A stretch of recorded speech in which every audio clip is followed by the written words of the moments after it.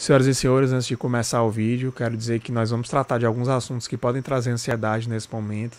Então, se você não quer ouvir sobre questões relacionadas à pandemia e mazelas sociais próximas disso, por favor, deixe esse vídeo para outro momento. Não deixe de seguir o nosso canal e conhecer outros vídeos, mas não assista até o final se você tem gatilhos nesse sentido. Muito obrigado e paz.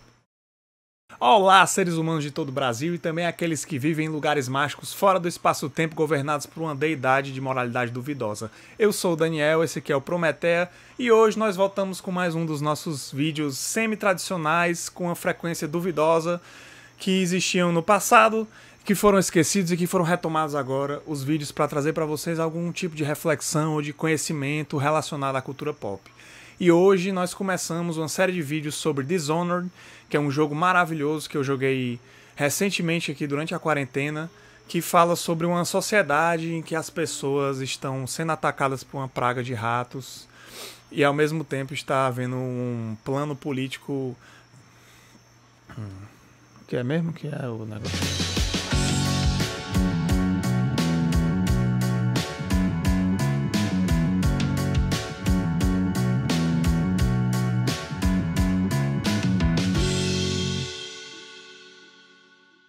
Você deve lembrar ou não que recentemente, devido ao isolamento, a gente veio fazendo várias recomendações de livros, filmes, jogos, etc. para vocês se entreterem durante essa quarentena.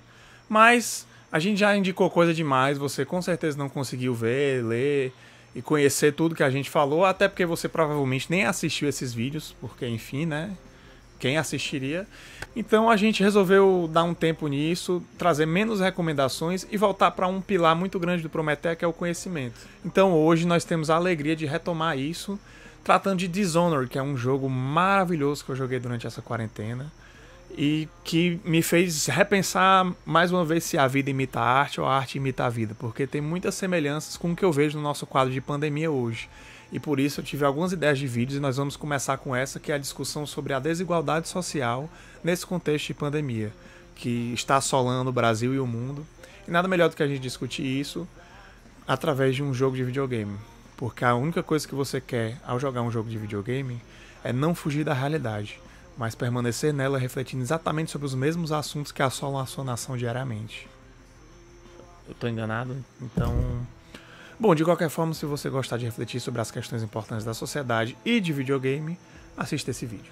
Bom, vamos começar falando um pouco do mundo real e depois a gente transita entre ele e a história do jogo. O coronavírus tem afetado muito a nossa nação e não só na nossa, mas em várias partes do mundo ele tem revelado estruturas altamente deficitárias nos sistemas como saúde, previdência social e as diversas formas de assistência e de proteção dos cidadãos. Infelizmente, a gente tem visto que os países muitas vezes não estão preparados para cuidar de uma ameaça desse porte e principalmente para garantir à sua população saúde, segurança e os mecanismos necessários para que ela possa se proteger do vírus de forma mais adequada.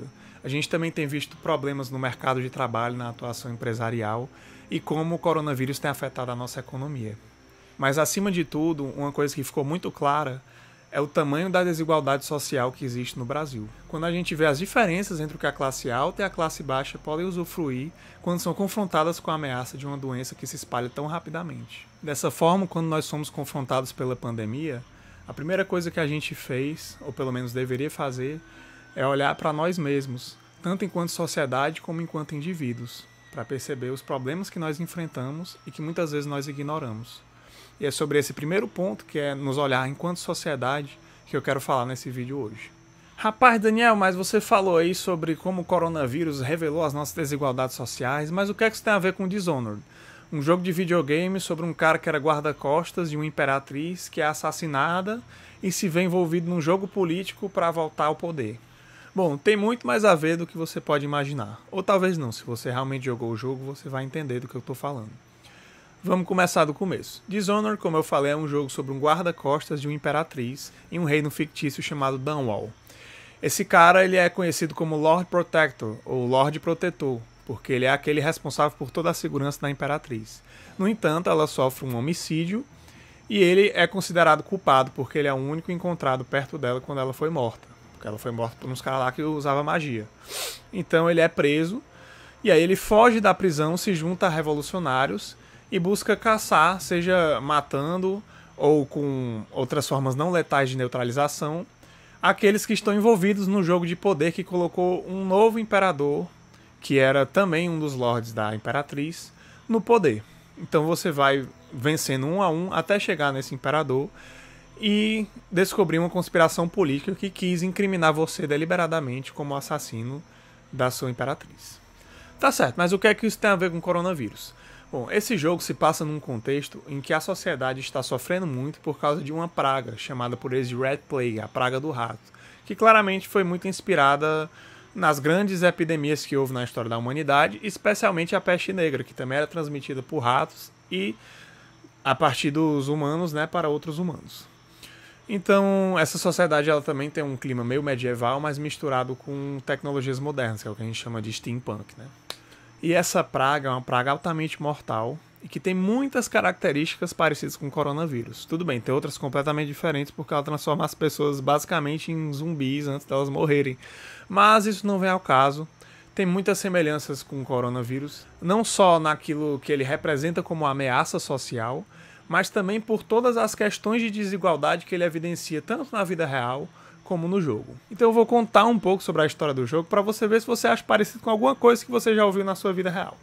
Bom, apesar de o regime de Dishonored ser um regime de império, essencialmente já contando com algum nível de autocracia, o imperador que assume o poder depois da morte da imperatriz que você protegia é um cara bem mais autoritário. Então ele vai atender os pobres da forma que um governo autoritário costuma atender. E como é que isso acontece? Os pobres são renegados pela sociedade. Enquanto os ricos usufruem de elixires que são desenvolvidos pelos melhores cientistas presentes em Dunwall, os pobres são renegados a becos e bairros que estão sendo abandonados por aqueles que fogem dessa epidemia do jogo. Os ratos começam a infestar os locais e os ricos se protegem em torres e apartamentos, enquanto os pobres ficam sujeitos à própria mercê. Quem pode pagar pelos elixires paga, e quem não pode, infelizmente, ou compra um elixir adulterado vendido pelas gangues, que não tem o mesmo poder, obviamente, do original, embora tenha algum benefício à saúde, ou ele simplesmente não compra nada e sucumbe à doença cada vez mais rapidamente. Os mendigos e os moradores de rua são deixados para trás e também sucumbem à doença da mesma forma, sem absolutamente nenhum tipo de assistência governamental. Não tem nenhum plano de tratamento de saúde, nem de fornecimento de elixir para essas pessoas, mesmo com o governo sabendo que ele funciona e ajuda no tratamento da doença. Isso se destina apenas àqueles que podem pagar. E até mesmo os guardas nessa sociedade, que são funcionários do próprio governo e que muitas vezes ajudam o governo a manter a ordem nesses lugares infestados de ratos e de pobres que estão morrendo por causa da doença, contendo as revoltas dessas pessoas que tentam entrar na cidade ou tentam buscar algum tipo de ajuda, esses próprios guardas muitas vezes não têm dinheiro suficiente para comprar elixir para si próprios e acabam também comprando elixir no mercado negro. O que acontece, portanto, é que aqueles que têm o azar de pegar a doença, que no caso da população pobre são quase todos, acabam morrendo pelos becos ou se transformando nesses seres meio zumbis e tentando, às vezes, infectar outras pessoas antes de padecerem de forma definitiva, né? E o Estado, nisso tudo, como eu falei, não tenta resolver o problema de forma efetiva, mas simplesmente empurrar para debaixo do tapete, tentando manter os sãos, e quem não está, ele expulsa, deixa exilado ou até mesmo mata aqueles que estão nas fases finais da doença, e depois joga os corpos deles em qualquer lugar. É o que acontece com os ricos. Ao contrário dos pobres, que não tem como se isolar muitas vezes porque eles não têm condições financeiras de deixar de trabalhar, de deixar de sair à rua, de deixar de cuidar da sua família que não tem assistência médica, os ricos em Dunwall não têm esse problema. É uma sociedade altamente corrupta, com pessoas que não dão muita importância às mazelas sociais e, portanto, elas conseguem ficar em casa, usufruindo do seu dinheiro sem problemas, usufruindo do seu isolamento social, dificultando que elas contraiam o vírus. E além disso, eles têm a oportunidade de ter os melhores tratamentos de saúde, obtendo esses elixires desenvolvidos pelos cientistas e aumentando as suas chances de sobreviver à doença caso eles a peguem. Bom, o interessante é que esse jogo foi feito em 2012 e quando eu joguei parecia que eu estava refletindo sobre as mesmas questões que nós estamos enfrentando exatamente agora. Eu acho que eu escolhi o momento perfeito para jogá-lo, porque durante a quarentena eu pude refletir sobre o que a nossa sociedade tem enfrentado enquanto eu jogava esse jogo e via o que os personagens do jogo enfrentavam, e isso me deixou mais humano e mais perceptivo para essas questões que talvez eu não tivesse percebido com a mesma facilidade. Obviamente que eu não quero dizer que a gente tem esse mesmo cenário distópico que existe no jogo aqui no Brasil. Eu sei que o governo não está jogando corpos das pessoas na rua e que não tem zumbis esperando para te infectar e os guardas não estão matando todo mundo, mas nós temos muitas coisas semelhantes às coisas que eu acabei de descrever. Por exemplo, a população de baixa renda não tem a oportunidade de ter acesso a hospitais privados, que são normalmente já hospitais que têm mais condições de oferecer assistência à doença e principalmente leitos. Com os hospitais lotando com a quantidade de pessoas que está ficando doente, as pessoas que possuem acesso ao regime privado de saúde têm muito mais condições de receber um leito em um dos vários hospitais espalhados pelas nossas cidades do que a população pobre, que muitas vezes vem do interior para procurar algum posto de saúde, algum local de tratamento que possa atendê-lo, e às vezes entra numa fila de espera, já estando com sintomas de uma doença e ainda convivendo naquele ambiente de hospital. E tudo isso é agravado pela dificuldade de isolamento que a população pobre também possui, porque afinal de contas a gente tem uma taxa de trabalho informal, salvo engano, de mais de 40% no Brasil. E com a pandemia a tendência é isso aumentar, porque tem empresas que estão demitindo funcionários, muitas vezes porque não têm condições de sustentá-los, e nós não estamos exatamente recebendo uma grande ajuda para que as pessoas possam sustentar suas famílias com filhos, com esposas, com maridos, sem se expor à doença que está infectando todo mundo. Então, se você não possui um salário fixo e a possibilidade de trabalhar de home office, a sua probabilidade de se expor à doença é obviamente maior. E é claro que, enquanto o dono de uma empresa tem a possibilidade de gerir a empresa à distância, de mandar os funcionários até trabalharem e ficar na sua casa sem se preocupar tanto por estar isolado, embora ele não seja imune de pegar a doença, claro, né? Os funcionários muitas vezes não têm a mesma sorte. Se for decretada uma quarentena obrigatória, um lockdown, como foi aqui no Ceará, mesmo assim essa população vai sofrer, porque ainda que ela não tenha que ir para o trabalho, agora ela vai ter outro problema, que é a subsistência. A não ser que ela participe de uma empresa que tenha condições de bancar o seu salário mesmo em casa, se for um trabalhador informal, como eu falei, que é uma grande parte da nossa população, ele está lascado porque ele vai ter um problema diferente, ele ainda vai estar sofrendo porque ele não vai ter subsistência. Então é muito triste essa realidade em que a gente fica numa dicotomia entre subsistência e saúde, porque os dois são essenciais, estão conectados. Se você não puder mais prover a subsistência da sua casa, não puder mais trazer o pão de cada dia, como é que você vai ter saúde? Você vai ficar mais estressado, mais depressivo, mais ansioso e mais propenso ainda até a pegar a doença. Mas se você sai para trabalhar, para ganhar dinheiro, primeiro não tem ninguém para usufruir dos seus serviços. Porque ninguém vai sair só para fazer uma coisa que espera-se, né, que não vai sair para usufruir de questões que não sejam essenciais. Aí como é que você vai sair ainda ter a possibilidade de pegar a doença e não poder trabalhar do mesmo jeito, ou contaminar uma pessoa da sua família, contaminar um idoso, uma criança.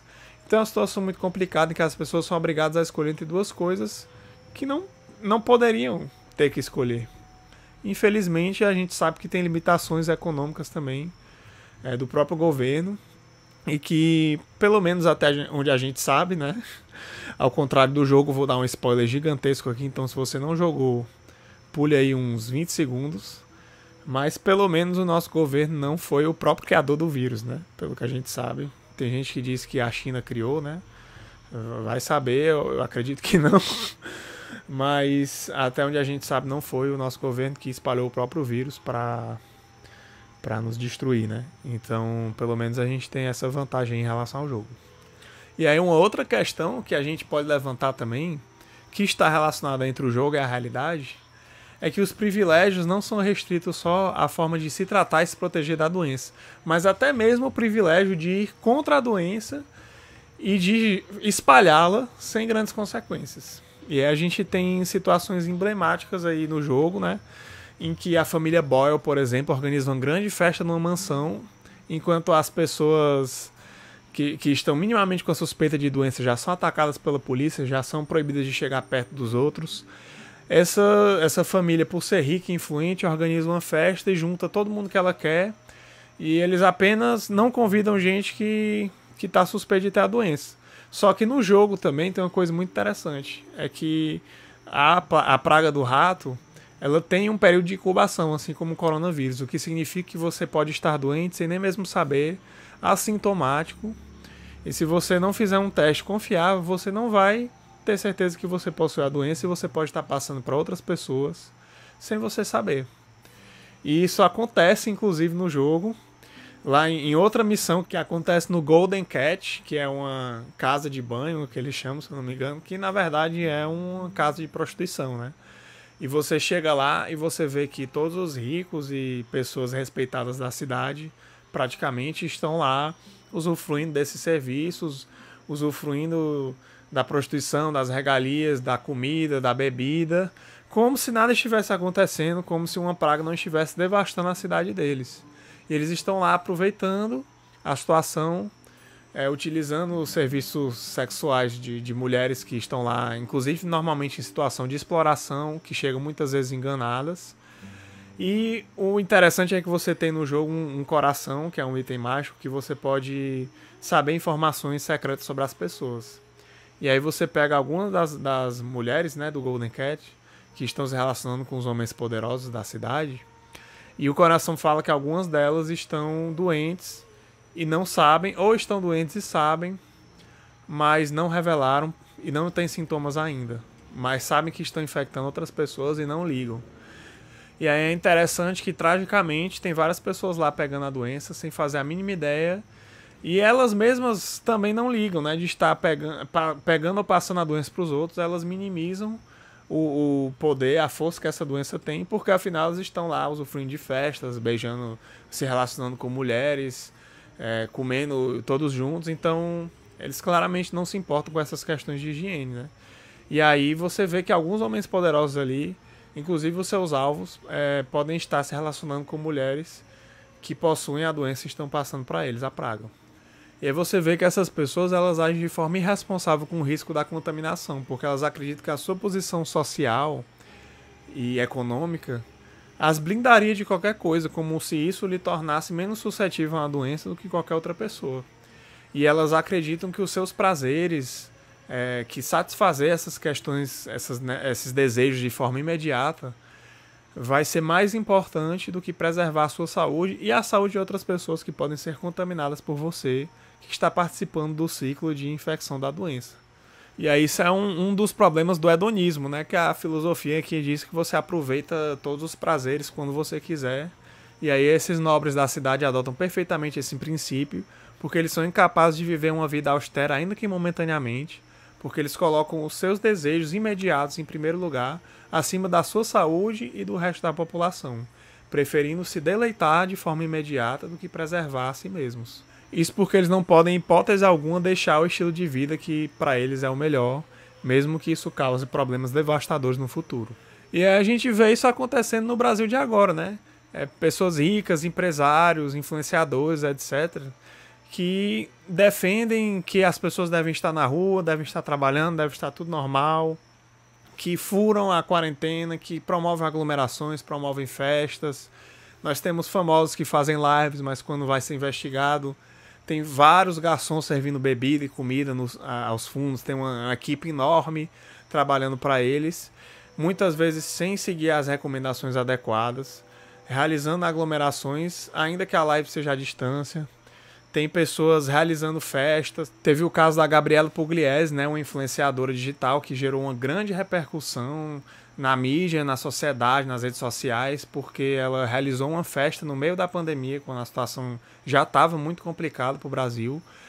Então, assim, a gente percebe muitos paralelos entre o jogo e a pandemia. E aí, mais uma vez, nós temos pessoas que estão colocando a sua liberdade, a sua vontade de fazer uma determinada atividade à frente das questões sociais, à frente das orientações dadas pelos órgãos de saúde, preferindo contaminar as pessoas, preferindo gerar risco para as pessoas, aumentar a curva de aumento do vírus e ajudar a superlotar os sistemas de saúde. Porque por mais que você dê uma festa e assuma o risco, porque é só para gente rica que tem lugar no hospital, essas pessoas podem tomar o lugar de outras que não têm tantas condições, que não estão na frente, na fila. E mais, elas podem contaminar outras pessoas que geram uma reação em cadeia que não se pode controlar. Então você não tem como fazer uma atividade dessa forma sem pensar nos outros, sem pensar na sociedade e no que aquilo representa diante desse todo que nós estamos vivendo, que já é muito difícil. E é muito, muito louco ver os paralelos que tem entre o jogo e a realidade, sabe? Quando eu jogava e entrava nas missões em que eu via a forma como as personagens se dirigiam uns às outras, o que elas falavam, o que elas faziam, como elas davam um pouco valor às orientações de saúde, como as pessoas que tinham mais condições financeiras conseguiam burlar as regras e fazer o que elas bem entendiam, porque elas tinham poder para isso. Como as pessoas pobres eram abandonadas e muitas vezes rejeitadas, ignoradas, invisibilizadas pelo resto da sociedade, mesmo quando estavam sofrendo. E como isso mostra que antes mesmo da doença, a gente já tinha muitas pessoas sofrendo nas ruas por diversos outros motivos, por outras doenças, pela pobreza, pelas drogas, e a gente muitas vezes não faz nada para ajudar essas pessoas. Quando eu via no jogo o governo deixando ao léu algumas pessoas, lia as cartas de pessoas que escreveram algo antes de falecer por conta da doença, enquanto que outras permaneciam fazendo o que dava na cabeça, sem nenhuma repercussão. Isso me lembrou muito da nossa sociedade, e eu acho que as melhores obras ficcionais são essas. São as que nos fazem lembrar de quem nós somos, nos fazem pensar sobre quem nós somos e sobre o que nós estamos fazendo com a nossa sociedade. Eu recomendo a todos que joguem esse jogo, não para escapar, mas para entender a realidade, porque ele só me fez ver com lentes muito melhores aquilo que está acontecendo à nossa volta, na nossa cara, diante do nosso nariz, e a gente não vê. Eu acho que muitas vezes falta a nós humanidade. Não, claro, eu entendo discursos que buscam sopesar as coisas, que buscam entender os efeitos que a crise vai ter na sociedade e se eles gerarão problemas a longo prazo piores do que a doença. Embora eu ainda acho que nós precisemos nos isolar e ficar longe ao máximo, ficar de quarentena, eu entendo quando as pessoas discutem isso. O que eu não entendo é quando a gente quer que as outras estejam sofrendo no nosso lugar para que a gente possa ficar confortável ganhando dinheiro da nossa casa enquanto alguém está lá se expondo a risco por nós e arriscando também outras pessoas com que ela vai entrar em contato. Eu acho que para essas pessoas falta sim humanidade, falta refletir sobre se vale a pena o ganho que você vai ter diante do prejuízo que você vai causar ao próximo. Esse jogo me ensinou isso muito bem, que as coisas são complexas, mas que nós precisamos ter, primeiro de tudo, empatia. Primeiro de tudo, humanidade. E isso é o que nós vamos conversar no próximo vídeo. Sobre pandemia e humanidade. Continuando as referências a esse jogo maravilhoso que tem ensinado bastante. Por enquanto, ficamos por aqui. E a gente se vê na próxima. Não esqueça de dar like no vídeo. De se inscrever no canal se você gostar. De seguir a gente nas nossas redes sociais. A gente está no Instagram, a gente está no Facebook. @Grupo Prometeia no Instagram, no Facebook Prometeia. E ficamos por aqui. Muito obrigado. E aí é engraçado que... Engraçado assim, é trágico, né? Vou mudar essa frase.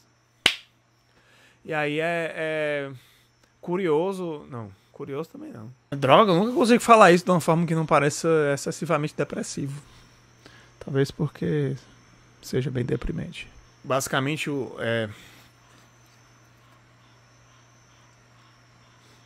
Vale, meu Deus, eu limpei meu nariz. Não corta isso, pelo amor de Deus. Tá coçando. Não consigo nem falar. Que eu vou pesquisar agora, porque eu esqueci o que foi aconteceu exatamente. Que é o conhecimento, com muita alegria, trazendo pra vocês uma... Meu Deus! Eu sou imperatriz. Eita, como coça esse nariz, meu Deus! Que diabo é isso? Ok. Assim, a gente... Peraí que eu esqueci o que eu ia falar. Ah, meu Deus, Damasceno, quando tu for editar isso, tu vai ficar louco. Porque eu erro uma frase 10 vezes. Ah, agora tem um helicóptero. Eu acho que agora eu ia acertar a fala, mas... isso não pode acontecer, né? Deus não pode permitir isso. Que eu acerte tão rápido. Meu Deus, o trem tá passando ao mesmo tempo que o helicóptero. Eu desisto, eu vou parar esse vídeo e começar outro.